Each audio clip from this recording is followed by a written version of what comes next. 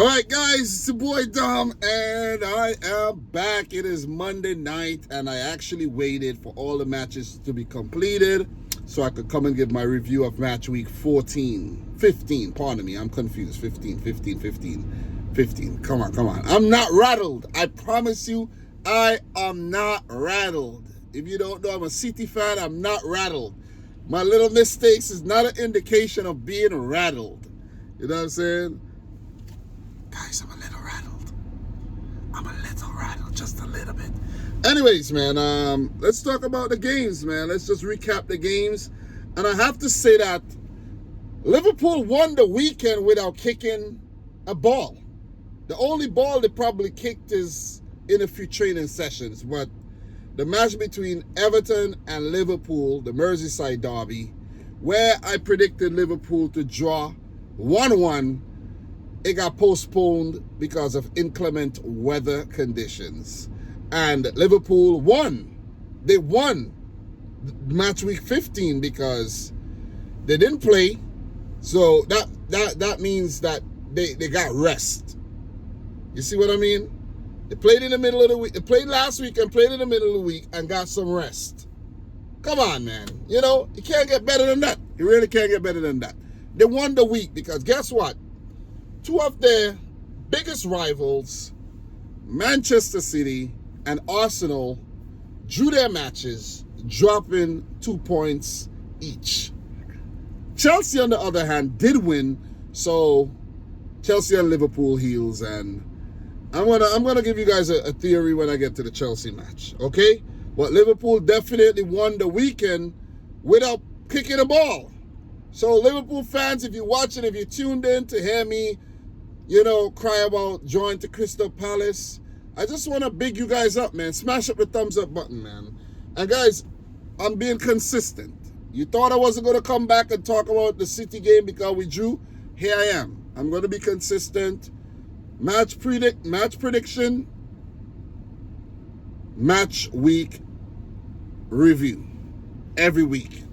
I'm at least going to come twice a week. I might not review the matches individually, but I'm going to come twice a week. So let's go through the games. I'll let you know my prediction, and then I'll let you know what happened during the game. So Brentford, Newcastle, I predicted a 1-1 draw. It ended in a 4-2 win for Brentford. And this is a weird result because Newcastle's last 5 matches against Brentford have been wins. So it was a weird game. And Mbeumo in the 8th minute, Isaac in the 11th, Wissa in the 28th, Harvey Barnes in the 32nd to make it 2-2. And the game was well poised, but in the second half, Nathan Collins scored in the 90th, and Kevin Schade, who's been in great form, scored in the 90th minute. So Brentford, man, what a team. Newly promoted to the Premier League, you could say that, within the last 5 years. And they've never even showed signs of being relegated. So you got to give it up to Thomas Frank, who brought the team up, recruited well. They have a very particular recruitment system.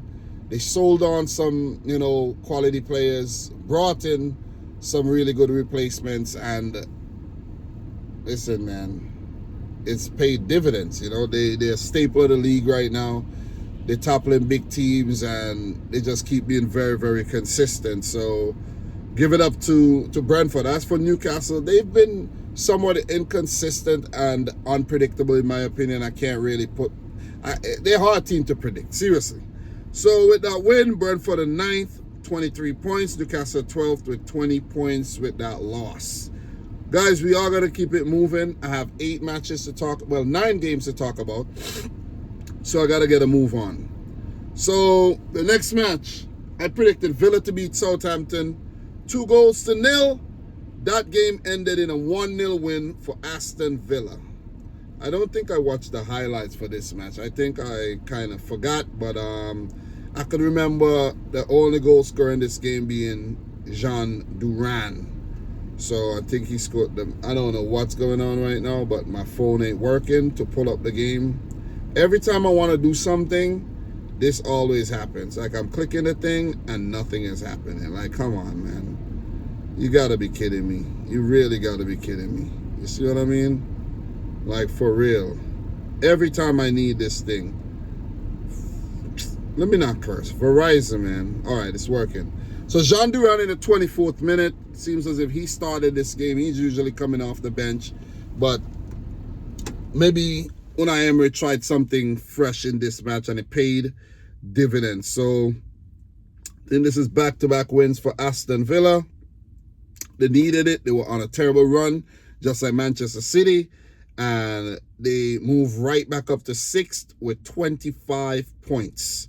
So give it up to Aston Villa, man. You know, back in form, I must say. So in terms of Southampton, they're dead last in the table. 5 points from 15 games. They're getting relegated. They're going back down. No chance. No chance. No revival from here. I don't even know if Southampton will get 20 points. Seriously. There's no indication right now that they're going to get 20 points. And I don't know. Maybe they won't sack Russell Martin because it's like he brought them up to the league. And, you know, it's like, let's stick with him. Go back down. Maybe come right back up. So, yeah, Southampton, it's a sad team right about now, man. You know what I mean? Sad team. The last time they were in the league, they bought like a whole lot of youngsters, and it just didn't work out. It really didn't. You know, they had like, I think they had like this, I can't even remember what was going on with Southampton. I think they had like some kind of no-name manager or something, and I can't even remember, man. But they got relegated, and it seems like they're going to get relegated again. So I got that prediction right, guys. So let's keep it moving, man. Let's keep it moving. And the next game, I predicted, well, I'm gonna leave the Palace City game for last. But I predicted United to beat Forest. And guys, guess what happened, man? Ruben Amorim's first home loss as Manchester United's boss. Yeah, they lost the game. 3-2 win for Nottingham Forest. Give it up to Forest, man. I think this is like the second time running they beaten United. And it seems as if it's the same old situation at United, you know what I mean? And maybe it's too early to say that. But this is like, what, back-to-back losses now? You see? So they had Ten Hag. He was... then they sacked him. They stopped losing with Ruud van Nistelrooy in charge. Amorim came in, got a couple good results, and then bam, bam. Losing to Arsenal, losing to Forest. Back to the same old United? You see what I'm saying? Laughing stocks again? Was it too good to be true? You see what I'm saying? Because Milinkovic scored in the 2nd minute. Hyland equalized in the 18th. Morgan Gibbs-White in the 47th. Really good goal. And Chris Wood, what a loopy header. You know, clueless defending by United in the 54th. And Bruno Fernandes with a scream of a goal to bring them back in the game. But it wasn't enough to salvage a point. 3-2 for Nuno's Forest. Quality stuff by Forest, man, I must say. I'm not going to elaborate too much on this game, you know, because I don't think I even watched the whole game. I think I watched a little piece of this game, if I'm not mistaken. I think I watched the highlights. I can't even remember. But I'm not into analyzing games like I used to. This is all for entertainment purposes. You see what I'm saying? So if you're entertained right now, smash up the thumbs up button. If you're not, feel free to just continue watching and not like the video. You see what I'm saying? You don't have to like it if it's not entertaining you right now. But I don't know, man. I don't know. The game coming up against Manchester City in the derby is going to be an interesting one, because if United go on to lose this game again, it'll be 3 losses on the bounce, and it'll be like back to the same old Manchester United. The game will be at the Etihad. I can't quite say, yeah, they're going to lose for sure, because City aren't playing well at the moment. So who knows? Who knows what'll happen? But I think most likely it'll be a loss for United. Or it might just be a loss for City. I don't know. Like, Oh my God, my team, man, my team. I don't know what is going on, man. We're cooked. You know what I'm saying? So there you have it, man. Another loss for United. Give it up to Forest. They're doing very, very well. And they're fifth in the league right now with 25 points. United are all the way in 13th with 19 points. They've already lost 6 matches already this season, which is absolutely poor and unacceptable for a club of their stature. You know, so let us keep it moving, man. I got that prediction wrong. Fulham, Arsenal. I predicted a 2-0 win for Arsenal, but Fulham's been giving Arsenal some problems recently in the last 5 years or so. And they did once again, man. Definitely did. And Arsenal, I don't know, man. I don't know. They had 2 years where they did really well, came second. And we thought that with that momentum, they would actually challenge for the title this season. It is not happening, guys. It is not happening. Arsenal are not challenging for any title. You know, they're going to be top 4. Can't deny that.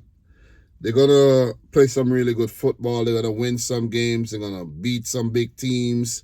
But with the results that we've seen so far this season, it's fair to say that Mikel Arteta and Arsenal not ready yet. Them not ready yet. Seriously. And I've been saying that for years. But this year, I was kind of convinced that they would do a lot better. Like they might just, they could win it.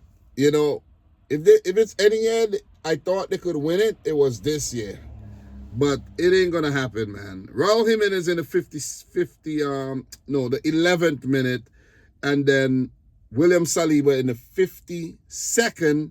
Arsenal did score through Bukayo Saka, but the goal was chalked off for offside, rightfully so. And I don't know, I seen like a little reel on Facebook where an Arsenal fan page was trying to say that VAR got it wrong or something like that. I'm like, what are you on, drugs or something? Like that was offside. You know, Martinelli was offside, you know? And it's crazy.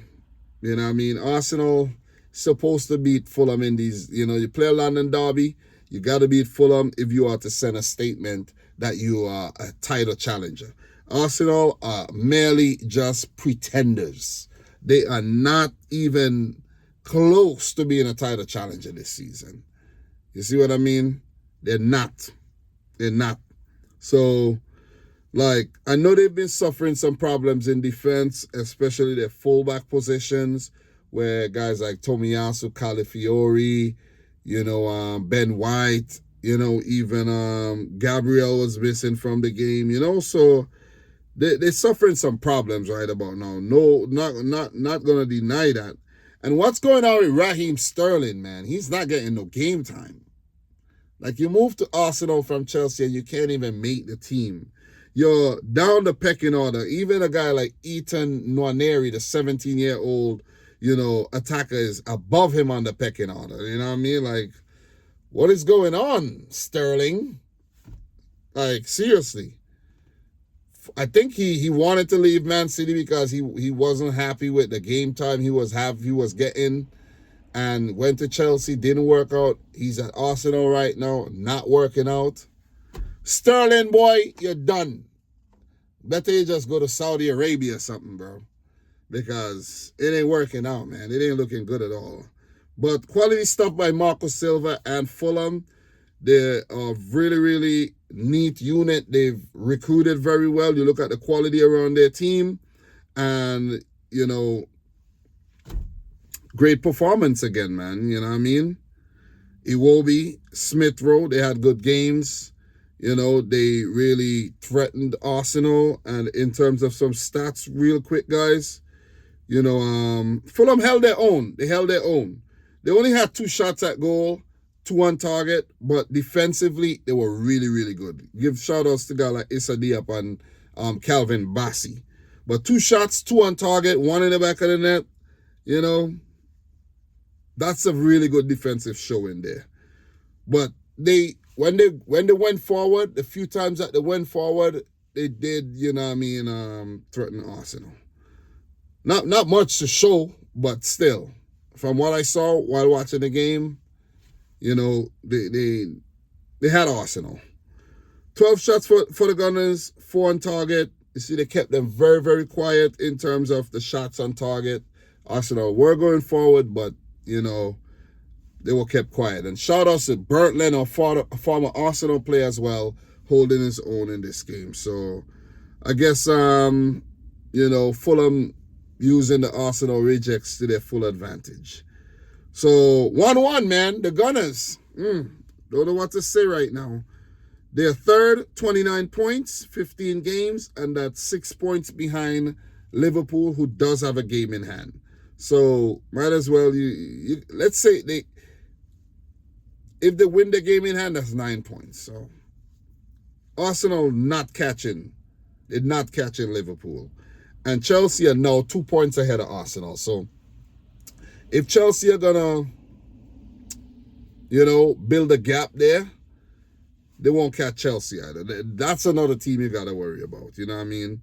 So in terms of Fulham, they're 10th, 23 points. I think this is the most points that they've had at this point of the season in their history.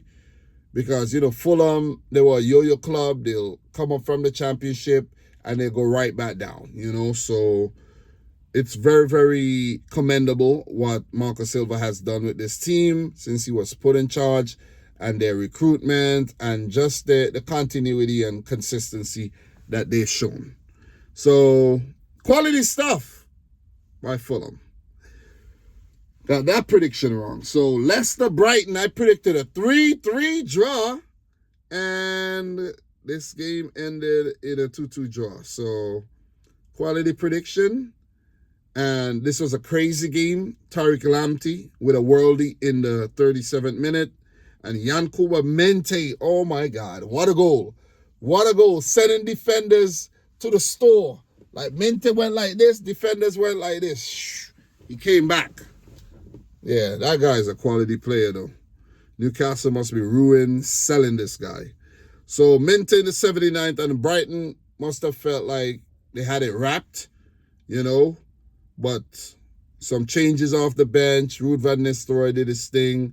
Jamie Vardy in the 86th minute, and then Bobby De Cordova-Reid in the 91st to give Leicester a really good point, man. So 2 games now in charge for Van Nistelrooy and unbeaten. It seems like Leicester gonna, you know, turn their season around.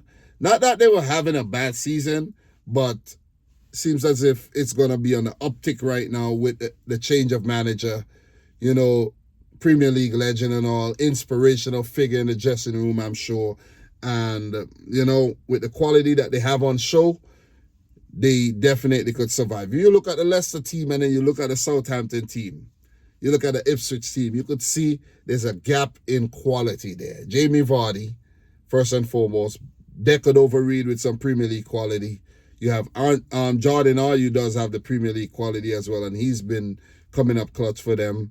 You know, you have guys like Steffi Madvididi, man. This guy's a beast. Abdul Fattah would be a big miss because he was really lively. But because a lot of the Leicester City players were in the Premier League when they got relegated, they still have that quality there. You know what I mean? The goalkeeper, Hermansen, has been really good. And another player that deserves a lot of credit is, what's his name, man? Jesus Christ, the thing froze up again. I can't get the names. What is going on at this thing? Unreliable, man. You pay for a service and then nothing works. You see what I'm saying, guys? Nothing works. Nothing. You pay for a service, then nothing works. Damn. All right. So the guy name is Casey McAteer. Yeah, that's a quality player right there, man. But when I talk about the previous Premier League quality, you have guys like Ndidi, Soumaré, Justin, Cody, Vestergaard. Christensen, I think, was with them before they got relegated. You know what I mean? So, and not to forget Jamie Vardy. Quality players, man. Fast off the bench, Pat Sadaka, Ollie Skip. They have the quality to stay up, and I do think Leicester are going to stay up. As for Brighton, you know what you're going to get from Brighton. You know, you're gonna get a really good game, good attacking football, but then you don't really some days they're gonna lose, some days they're gonna win, other days they're gonna draw. You don't know what you're gonna get from Brighton, but you know you're gonna get some good football. So,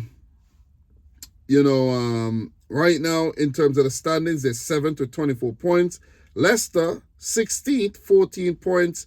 Building a gap there between themselves and the teams in the relegation zone. That is now a 5-point gap, and they would want to keep on stretching that to distance themselves from that whole relegation conversation. So, Ipswich, Bournemouth. I predicted a 2-1 win for Bournemouth. And, guys, guess what it ended? I think that ended in a 2-1 win as well for Bournemouth, if I'm not mistaken. Yep. Should have put some money on that, but you know what they say, scared money don't make no money, and my money is a bit scared right now. So, this game, Ipswich scored first to Connor Chaplin. I just remember the thing, but my phone is acting up right now. I don't know what is going. Maybe I need to use Chrome. Yeah, let me use Chrome, man. Let me use Chrome because Safari is like messing up right about now, man. It's not working. It just keeps freezing and stuff, Don't know why it's doing that to me. But, yeah, Chrome's working a lot better, man. Connor Chaplin in the 21st minute, really good goal. And Bournemouth left it till late. Enes Uniao in the 87th and Dango Wataru from close range in the 95th minute to give Areola Andone's men another big win.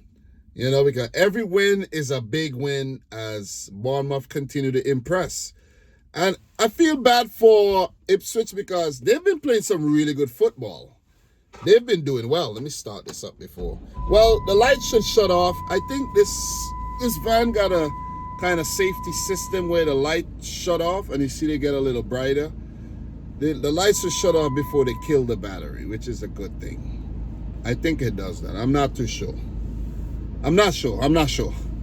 But, yeah, what Ipswich's been doing, they've been playing some really good football. They've had some really close games, but they haven't been lucky, you know what I mean?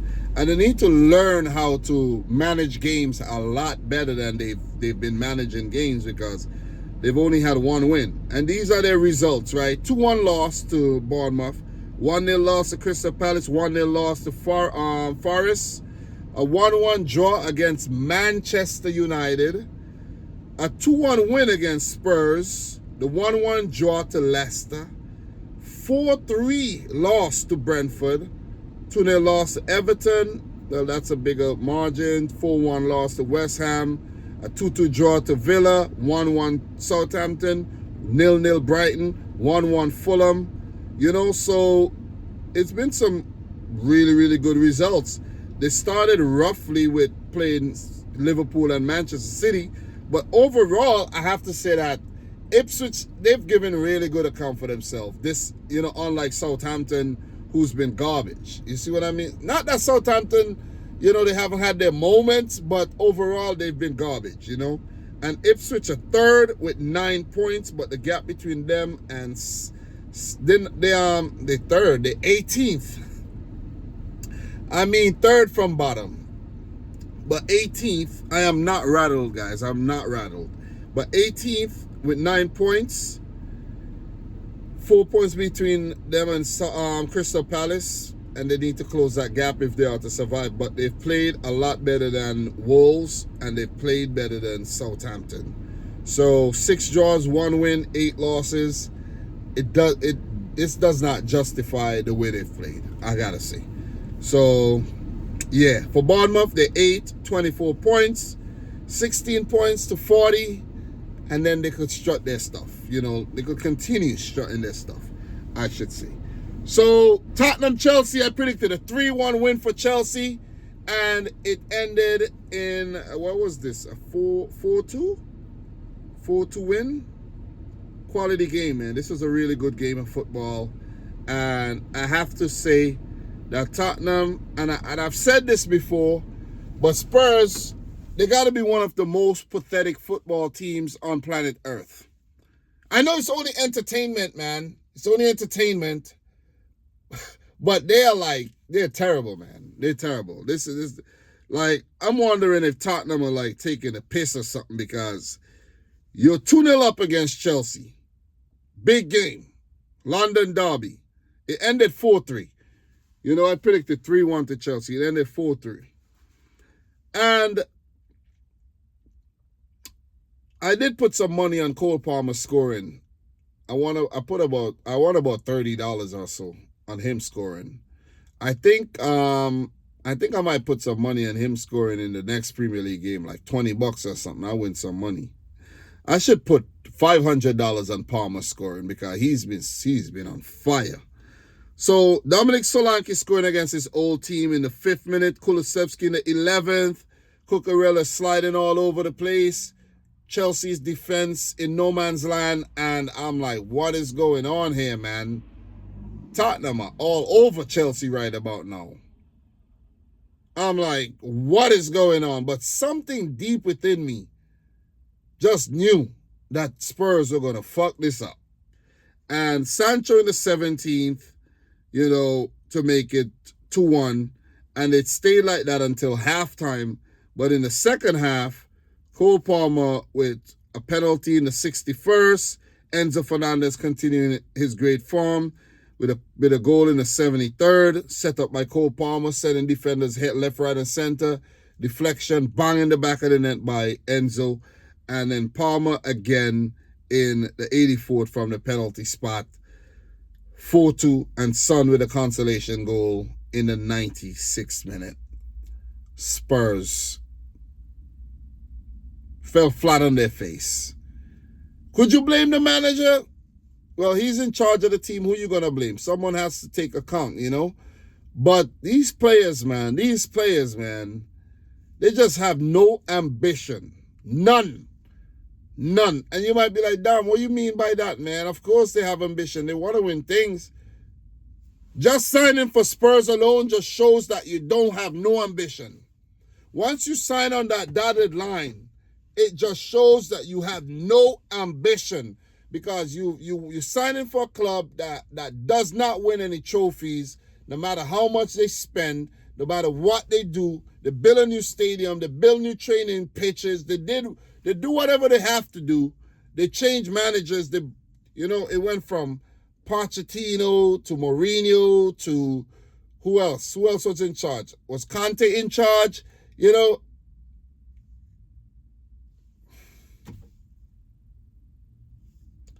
same old shit. They did not coin the term Spursy for no reason. Very Spursy performance. Very, very Spursy. So, Chelsea, man, I got to give them a lot of credit. They've been playing some good football. You know, the youngsters are gelling. And it seems like things are working, man. Enzo Maresca is doing a great job with the team. You know, Cole Palmer, what a signing. Nicholas Jackson's been in good form. Enzo's been in good form. Madueke. You know, the defense is, doing their thing. And they're looking good. I would have never thought that Chelsea would be in this position right now, 15 matches in. I know it's still early.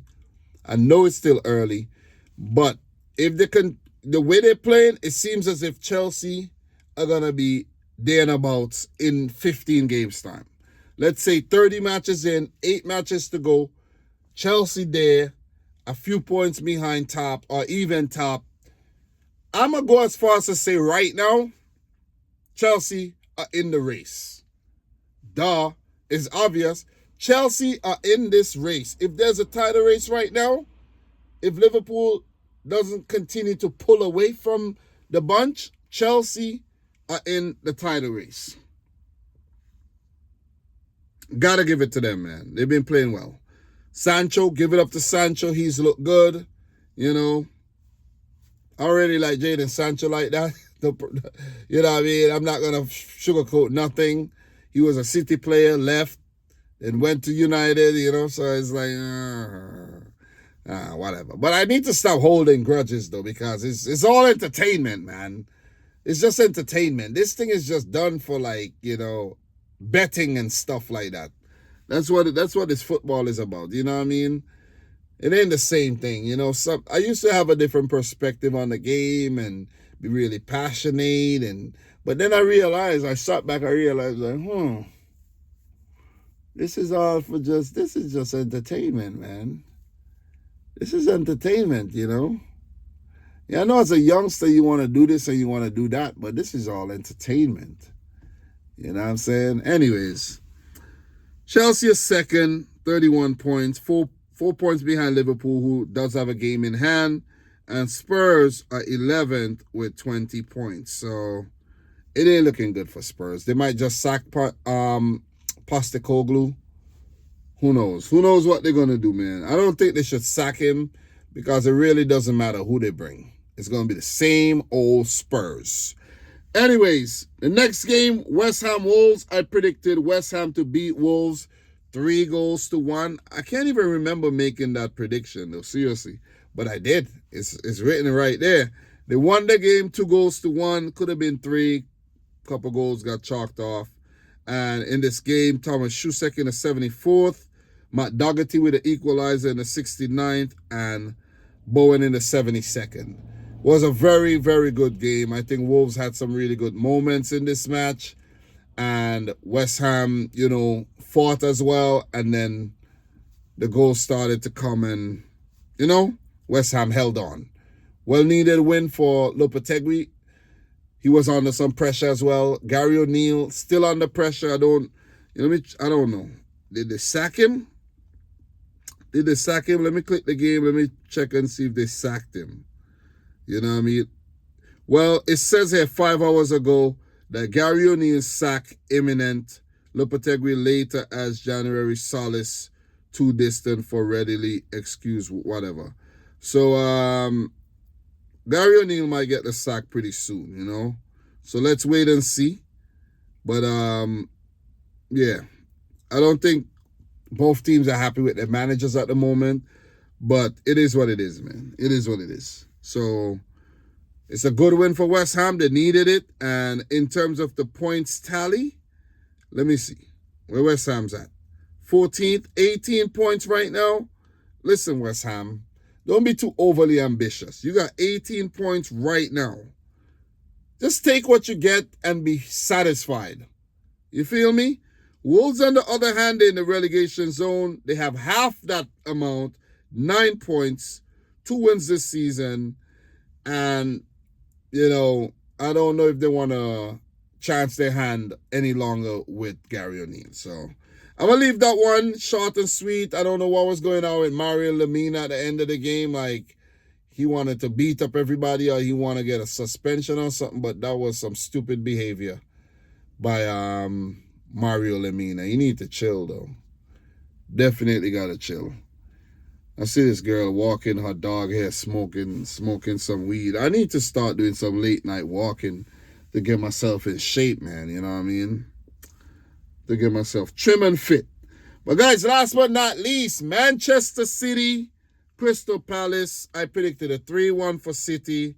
It ended in a 2-2 draw. And I have to say, I was so disappointed, man. Really, really disappointed. This is getting a bit overbearing now. Seriously, we've got so used to winning. Yeah, you lose the odd game, you draw the odd game, but that it's just wins, And this has been a weird season, and it seems like we ain't gonna be in the title race. I was thinking 5 on the bounce, 5 in a row. It ain't looking good.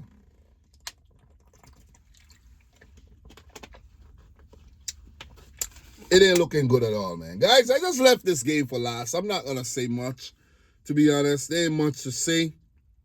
But Daniel Munoz in the 4th minute. I don't know what's going on with our defense. Sliced apart very early, in the back of the net by Munoz. I think Ortega could have done a better job with that shot, but he didn't. Haaland in the 30th, really good header. Maxence Lacroix, first Premier League goal in the 56th. And then, we went behind again in the game, needing to come back. Rico Lewis with a really good goal in the 68th. And then Rico Lewis got sent off from a second yellow in the 84th, and I think that was the wrong decision. Of course, it was a wrong decision made by the referee, but it is what it is, man. I'm not going to bitch and whine about it. I don't know if I don't think it's going to get reversed because it's like a yellow. You see what I'm saying? So if it was like a straight red, he would have actually appealed it and it would have got reversed, but yeah, this ain't looking good, man. This is not good. Let me just say we have some players who need to really step their game up. Savinho, I'm gonna call you out, bro. You gotta step your game up. You gotta step your game up, man. Too many chances. You're not scoring any goals. The assists have dried up. You know what I mean? You gotta do better, man. You gotta do better. I think Ilkay Gundogan is coming back. Picking up some form. I think he did hit the post. Can't point too much fingers at Gundogan right now, but guys like Vardy got to step up, stop making defensive mistakes. Kyle Walker got to step his game up. Ruben Diaz, he's giving his all. More players need to do that, man. Damn, I think I'm smelling whatever that girl was smoking, man. Stink. He's smoking some type of Black and Mild or something, some cigarillos. It stinks, man. You know what I mean? So, listen, I know Bernardo Silva is working hard, but he needs to step it up too. Need to step it up. So it is what it is, man. Jack Grealish, you got to step your game up, man. You got to step your game up. Only use 2 subs, Grealish and Doku, but maybe Doku should have started the game. But Pep's rotating. He went with Savinho. Maybe you got to play Doku. Maybe he's not fully fit. I don't know, man. But it is what it is. It is what it is. We could have lost this game. Kudos to Crystal Palace. They did well. They were tight defensively. And going forward, they were brilliant. Give it up to Will Hughes. I think he had a quality game, and definitely give us a lot of trouble there. So give it up to Oliver Glaston, Crystal Palace. We can't beat a struggling Palace. I know they picked up a little bit of form lately, but Palace overall, they're struggling. They're 17th, but they've gone unbeaten in their last 4 games, which is an uptick in their form, and you got to give credit when credit's due. But this is a game that we should have won. We should have continued winning after the win against Forest. Should have continued to win and keep ourselves in the conversation. Right about now, 27 points after 15 games. We're not completely out of it. It just takes the teams above us to go on a little bad run. But this is not acceptable, man. This is not acceptable. This is not our year. I don't know. And I just seen that video of the Liverpool fan taunting Pep. Guys, I'm not like up to speed with everything, man. I'm not like going looking for things, you know what I mean? I'm really not. I'm watching the games, I'm staying in the loop, but all the extra stuff I'm not really digging into. You see what I'm saying? So, yeah, 27 points, 15 games, 3 draws, 4 losses already. It's not bad, but we need to win everything from here. And that's not going to happen. That ain't going to happen. Palace, 13 points. They picked up, 6 points in their last 4 matches. If they didn't, they would have been in the relegation zone. So they're slowly building up some form, climbing out, and kudos to them for that. So, yeah, I got that prediction wrong. So, yeah, guys, you got Champions League, Europa League, I think Conference League football coming up this week. I haven't been watching any of that at all. I've been watching my team play and maybe 1 or 2 other games, but I just, things are too busy for me these days for me to really be into Champions League and, covering the things the way I used to. I was a bit younger back then, guys. Now I'm almost 38 years old. when I was doing this, like back in 2017, I just turned 30, you know what I mean? 31, 32, you know what I'm saying? But now it's crunch time, man. You know, it's crunch time. I'm a busy man. Look at it. It's 11 minutes past midnight, and I'm in my van doing this because I didn't have any time during the day to do it, and I'm doing this just to get it done, to say I got it done, to keep this thing going, you know, because that's just the person I am. So I'm going to come back maybe on Thursday or Friday, and give you guys a preview for match week 16, my prediction, my thoughts, and then we're going to keep doing this, man. And this is the hard part, guys. This is the part the part that's not glamorous, you know. Early in the season, the build-up, and then when we get to the business end, now things are going to really be juicy and spicy, you know what I mean? So it is what it is, man. Another draw. It is what it is. A lot of poor records. Whatever, man. Whatever. You guys say what you got to say in the comments. I know you guys love when Manchester City drop points, but it's just part of the game, you know?